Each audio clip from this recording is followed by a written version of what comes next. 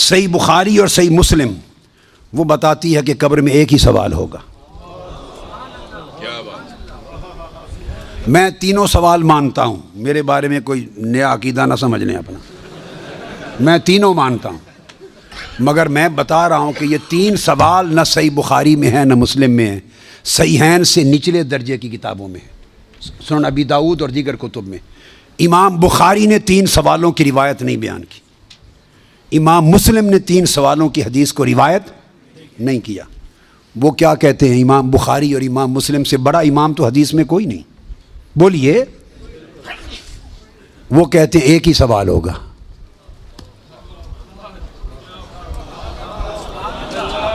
اب ٹکراؤ آ گیا بخاری اور مسلم کی صحیحین کی روایت میں اور نچلے درجے کی کتب صحاح کی روایت میں ٹکراؤ آ گیا، مگر ٹکراؤ نہیں، پھر تطبیق کریں گے، جوڑیں گے معنی کو.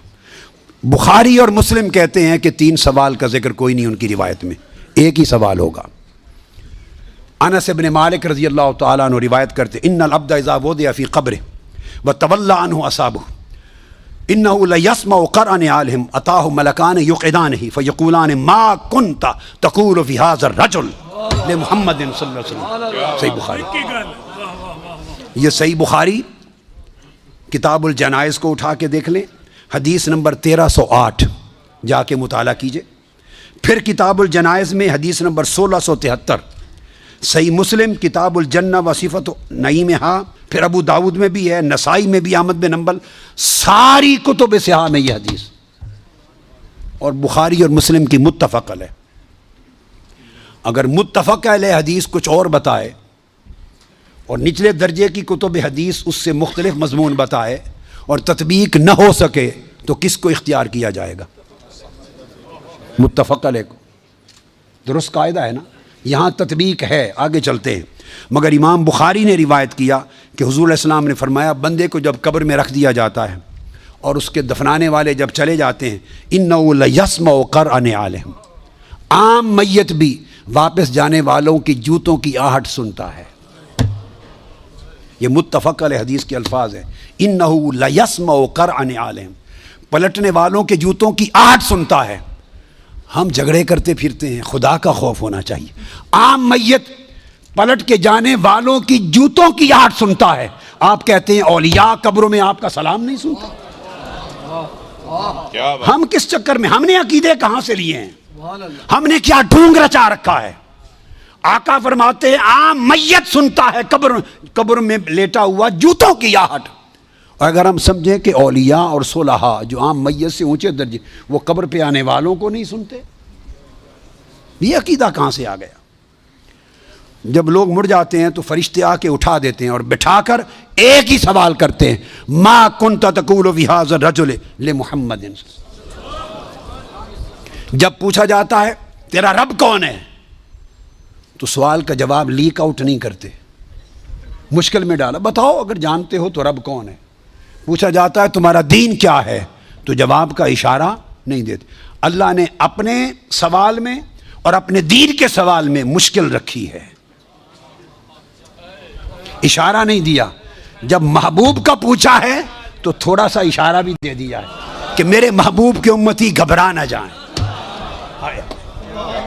میرے محبوب کے امتی یا رسول اللہ کہنے والے کہیں مشکل میں نہ آ جائیں. بھرے میرے سوال کا جواب نہ آئے دیکھ لیں گے، میرے دین کا سوال اس کا جواب نہ آئے دیکھ لیں گے، میرے مصطفیٰ کے سوال میں کوئی فیل نہ ہو.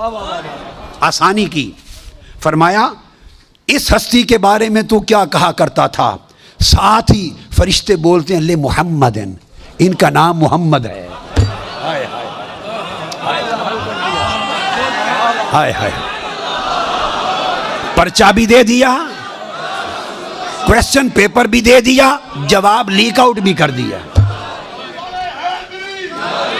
آسانی پیدا کر دی. اس ہستی کا نام محمد ہے. ایک ہی سوال بخاری اور مسلم متفق علیہ. تو میں نے آپ کو سارے حوالے دے دیے، آپ پوری بخاری اور مسلم اٹھا لیجئے.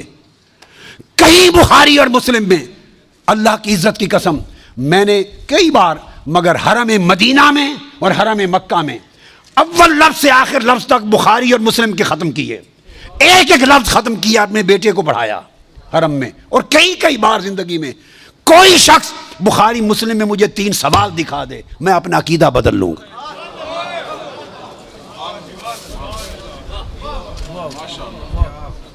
بخاری اور مسلم ایک ہی سوال بتاتی ہے، اس ہستی کے بارے میں کیا کہا کرتا تھا، اور ان کا نام محمد ہے صلی اللہ علیہ وسلم۔ اب ایک نقطہ اور دیکھیے، وہاں سادہ سوال ہے، تمہارا رب کون ہے، تمہارا دین کیا ہے، مگر جب یہ سوال ایک ہی ہے، اس میں پوچھا ما کنت تقول، کانا یکون جب مضارع پر آتا ہے تو ماضی استمراری کا فائدہ دیتا ہے۔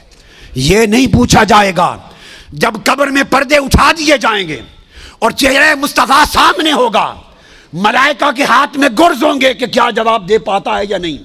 جب چہرہ مصطفیٰ سامنے ہوگا تو ہر بھولے ہوئے کو بھی سبق یاد آ جائے گا، پتہ چل جائے گا یہ تو مصطفیٰ ہے، چونکہ شان آشکار ہو جائے گی۔ تو فرمایا یہ نہیں پوچھنا کہ ان کے بارے میں عقیدہ کیا ہے، یہ نہیں پوچھنا۔ فرشتوں پوچھنا ما کنت تقول، جب تقریر کرتا تھا جامع مسجد میں منبر رسول پر تو تب کیا کہتا تھا، جب جلسے کرتا تھا اور ذکر آتا تھا میرے مصطفیٰ کا، ما کنت تقول گلے پھاڑ پھاڑ کر تب کیا کہتا تھا، جب کتابیں لکھتا تھا تو میرے محبوب کی شان میں کیا لکھتا تھا۔ یہ نہ بتا کہ آج لے ان کی پناہ، آج مدد مانگ ان سے، کل نہ مانیں گے، قیامت کو اگر مان گیا، ارے جب چہرہ مصطفیٰ سامنے ہوگا۔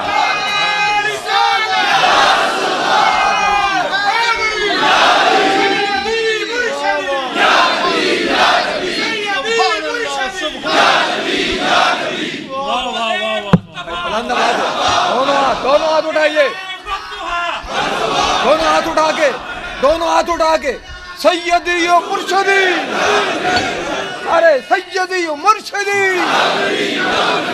تو فرمایا یہاں تو جب کوئی اور شے نظر نہیں آئے گی سوائے 2 فرشتوں کے جو پوچھ رہے ہیں، اور چہرہ مصطفیٰ سامنے ہوگا تو پھر تو سب عقیدے کی سمجھ آنی ہے، پھر کیسے انکار کرو گے، پھر تو سب سیدھے ہو جائیں گے۔ فرمایا آج کا سیدھا ہونا قبول نہیں ہے، آج پہچان لو قبول نہیں ہے۔ بتا وہ زندگی بھر کیا کہا کرتا تھا، ما کنت تقول۔ تقریریں کرتے ہوئے حضور کی شان گول کر کے آگے گزر جاتا تھا یا رک کے کھول کے بیان کرتا تھا؟